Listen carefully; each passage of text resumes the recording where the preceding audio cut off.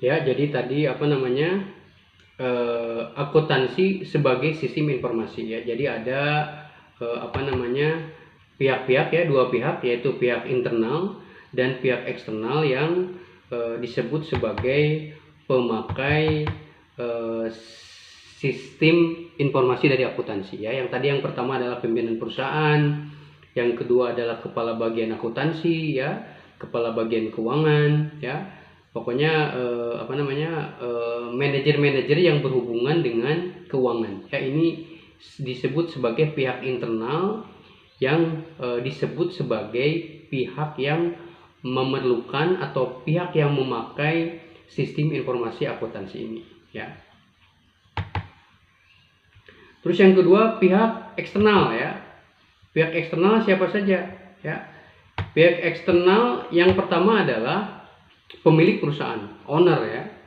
Jadi owner ini sebagai pihak eksternal ya, yang dia membutuhkan informasi dari proses akuntansi yang berjalan di perusahaan yang dia miliki ya.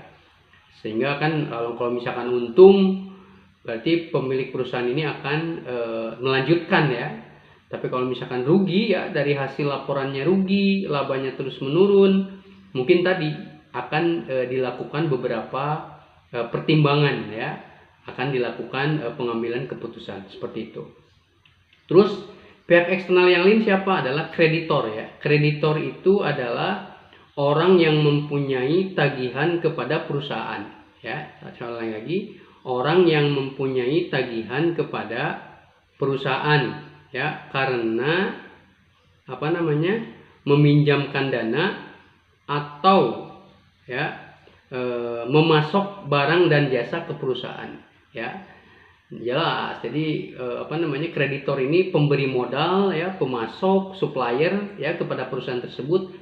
Dia nggak akan mungkin memberikan bantuan modal, dia tidak akan investasi, tidak akan masuk barang jika laporan keuangannya kurang bagus, jika laporan akuntansi neraca keuangannya kurang baik ya. Jadi pihak eksternal yang kedua adalah kreditor. Yang ketiga apa? Pihak eksternal adalah pelanggan ya. Di pelanggan ini adalah orang-orang atau badan usaha lain ya yang menjadi mitra perusahaan. Ya, jadi apa namanya, pelanggan pun sama ya, merupakan pihak eksternal yang dia membutuhkan laporan informasi terkait dengan akuntansi tadi ya. Dan yang keempat ya, pemakai sistem informasi akuntansi adalah badan-badan pemerintah ya. Mungkin kalau kita bicara tentang pajak ya, ini perusahaan juga badan-badan pemerintah juga butuh ya, sehingga dia bisa mengawasi berapa jumlah pajak yang harus perusahaan bayar. Itu dari mana angka-angkanya dari tadi ya, dari laporan keuangan, dari laporan akuntansi seperti itu. Selanjutnya adalah karakteristik pemakai informasi ya. Tadi lah ya, kurang lebihnya tadi ada pimpinan perusahaan, pemilik perusahaan ya, kreditor ya, ada pemerintah ya. Ini apa namanya, bisa nanti kalian baca. Ini saya kasih PowerPoint-nya. Selanjutnya adalah proses akuntansi ya. Nah, proses akuntansi ini adalah proses pengolahan data sejak terjadinya transaksi. Kemudian transaksi ini memiliki bukti yang sah sebagai terjadinya transaksi, kemudian berdasarkan data atau bukti ini maka diinput ke proses pengolahan data sehingga menghasilkan output berupa informasi laporan keuangan ya. Jadi proses akuntansi itu tadi ya, dari mulai pengolahan data ya. Jadi ketika terjadinya transaksi, misalkan apa namanya, toko lah, jangan besar-besar. Contoh sederhana adalah toko. Toko ini kan tiap hari dia ada penjualan ya, ada penjualan, maka dicatat ya. Beras laku sekian, minyak, terigu, telur ya, ciki-ciki, minuman, soft drink ya, non food ya.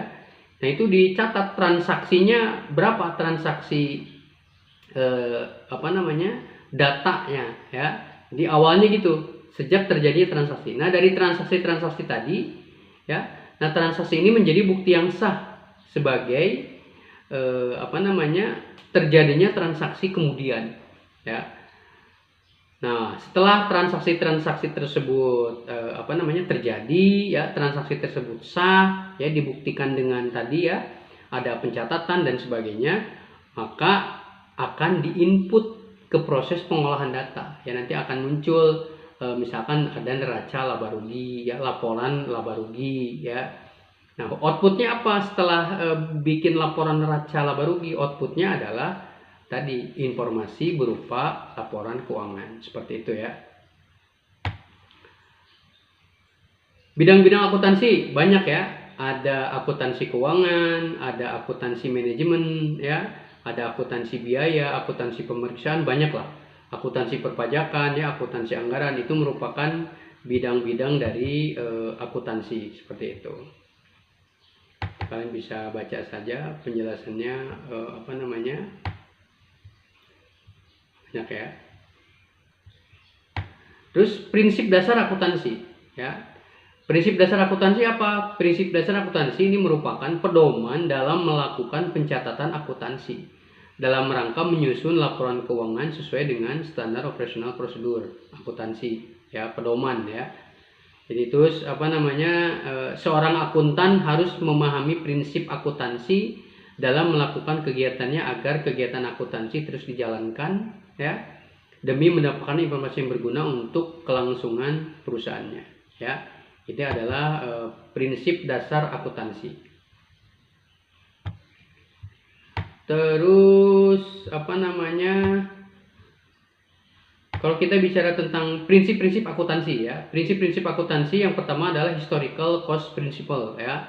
Jadi prinsip biaya historis, ya. Jadi prinsip ini menghendaki digunakannya harga perolehan dalam mencatat aktiva, ya. Nanti kita jelasin apa itu aktiva. Ada utang, ada modal, ada biaya, ya, yang transaksinya disepakati oleh kedua belah pihak, ya. Prinsip-prinsip akuntansi tadi yang pertama historical cost principle, yang kedua adalah revenue recognition principle, ya, atau prinsip pengakuan pendapatan, ya, harus diakui pendapatannya dicatat, ya. Dan yang ketiga untuk prinsip-prinsip akuntansi adalah matching principle, yaitu prinsip mempertemukan, ya. Jadi mempertemukan biaya